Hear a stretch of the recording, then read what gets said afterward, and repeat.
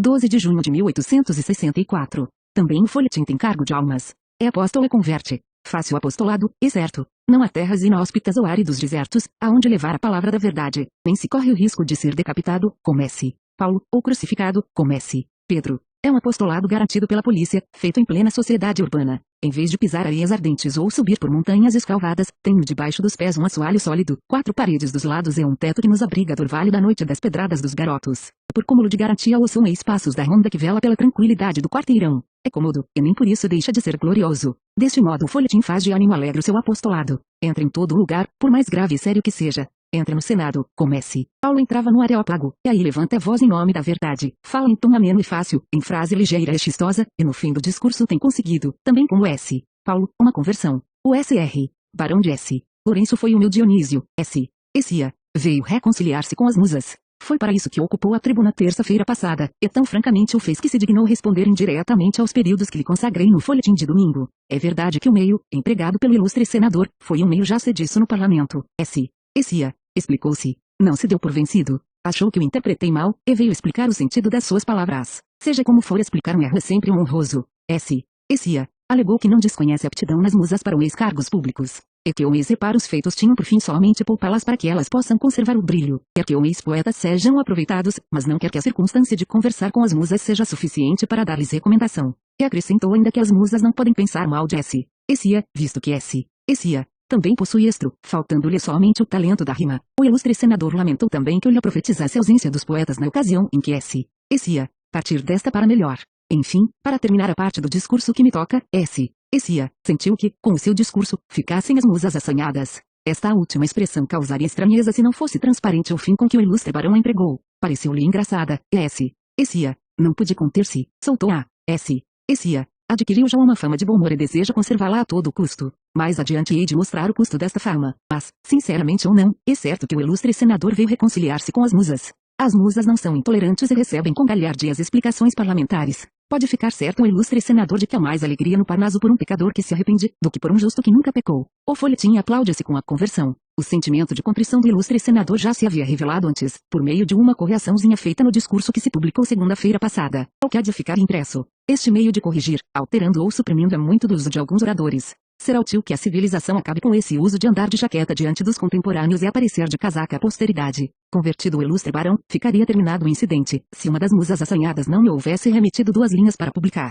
A musa, ignorando se S. Essia está ou não sinceramente convertido, hesitou se devia escrever em prosa ou em verso. Uma terceira forma, que não fosse nem verso nem prosa, resolvia a questão, mas essa só o ilustre barão o M.R. Jourdain lá poderia indicar. Achei um meio termo, descosiou os versos da referida musa, e arranjei a obra, de modo que pode ser indistintamente verso ou prosa. Hei de publicá-la depois. Agora passo a mostrar quanto custa a fama de bom humor e jovialidade. Expressões ouvidas no parlamento esta semana. Um representante da nação. Não aceito as proposições que vão de encontro às minhas opiniões. Do momento. Risadas. Outro representante. Confesso que se o governo me demitisse, fazia bem. Eu sou, realmente, um mau funcionário. Se não for o chefe do Estado-Maior tudo iria por água abaixo. Hilaridade. O mesmo representante. Seja franco o nobre ministro. Deite uma tabuinha para cá e verá como eu passo para lá. Hilaridade. Há outras expressões, do mesmo jaez, de que me não recordo agora. O efeito é certo. Rompe a hilaridade. Adquire-se a fama de jovial é bom humor.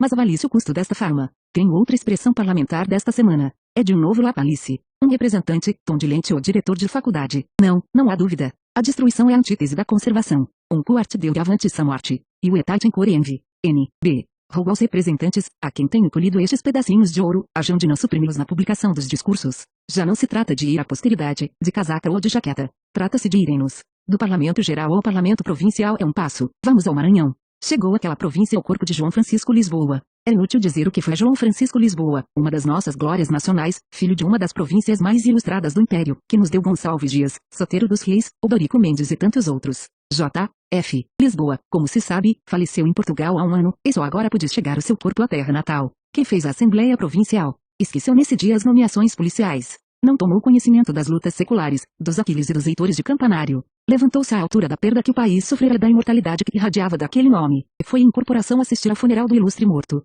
Este ato foi praticado por iniciativa do deputado Soteiro dos Reis. Já no dia anterior, a mesma Assembleia votara uma quantia destinada à impressão das obras de J. F. Lisboa. A Câmara Municipal resolvera abrir uma exceção, dispensando o cadáver da jazida comum e marcando-lhe um tempo para ser sepultado. A Assembleia Provincial não parou no que fez, elegeu uma comissão para herdar o ex-ex-amisa viúva de J.F. Lisboa. E para completar a resenha das demonstrações feitas nesse dia, acrescentam os jornais do Maranhão que os ex-donos e consignatários dos navios surtos no porto de S. Luís, apenas constou a chegada do navio e o cadáver, mandaram cruzar-lhe as vergas em sinal de funeral, desde o dia da chegada até o do desembarque. Estas demonstrações honram uma província e fazem amá-la, como uma irmã que compreende o valor das glórias nacionais e sabe honrar, como deve, seus mortos ilustres. Que interesses estreitos e mesquinhos dos grupos locais sofreu sem ir embora. É um dia que se tomou na longa soma dos dias destinados às lutas estéreis. A política nesse dia devia curvar a cabeça a uma das maiores capacidades literárias do país. Isto vai, ao acaso e conforme os assuntos me vão ocorrendo, sem curar o efeito que possa causar a contiguidade de um assunto alegre.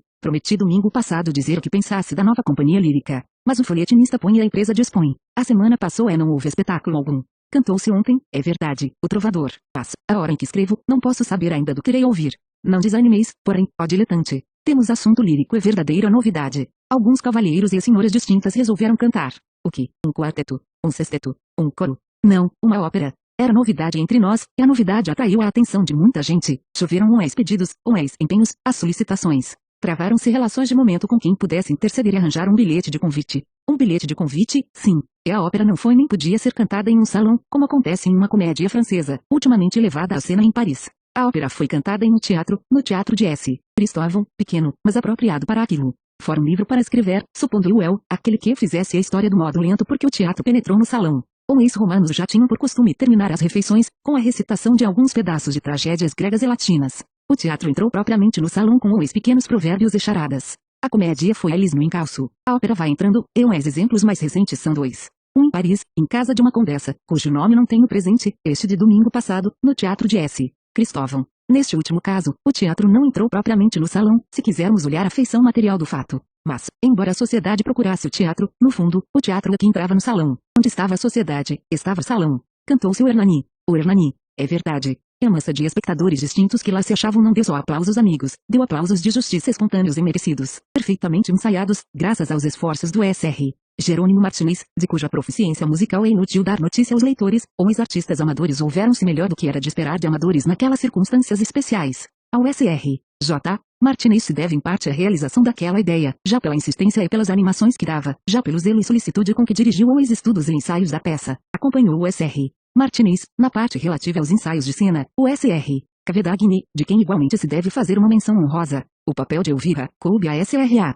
D. M. E. G. O de Giovanna, a S.R.A. D. O. D. Silva, foi desempenhado pelo S.R. Comendador C. F. Hernani, pelo S.R. Comendador J. F. S. Carlos V, pelo S.R. J. A. M. Ricardo, pelo S.R. F. V. Iago, pelo S.R. J. da C. Senhoras distintas e distintos cavalheiros compuseram os coros da peça. Acompanhou na harpa do de Elvira e Carlos V S.R.A. D. C. Filha do S.R. Comendador F. J. S. Os intervalos foram preenchidos do seguinte modo. Uma área, pela S.R.A. M. V. Uma peça no piano, a 4 mãos, pelas Fás. D. O. D. M. Outra peça, no piano, a 6 mãos, pelas filhas dos S.R.S. Conselheiro J. F. C. E Dr. L. Acompanhadas por seu distinto professor J. Martínez. A orquestra, igualmente composta de cavalheiros distintos, foi habilmente regida pelo S.R. Dr. J. J. R. Tal foi o programa da noite de domingo passado. O auditório era numerosíssimo, e conservou-se até o fim, dando inequívocas e ruidosas manifestações do prazer de que se achava possuído. Não falo das polcas e das valsas que, entre alguns íntimos, deram fim à noite. Consta-me que se repetirá a festa de domingo passado. É com a mais franca alegria que aplaudo esta determinação. Antes de concluir, mencionarei a notícia de um livro de um poeta novo da Bahia. Não vi ainda o volume do novo poeta, mas ouvi louvá-lo a autoridades competentes. Se obtiver esta semana, direi alguma coisa no próximo folhetim.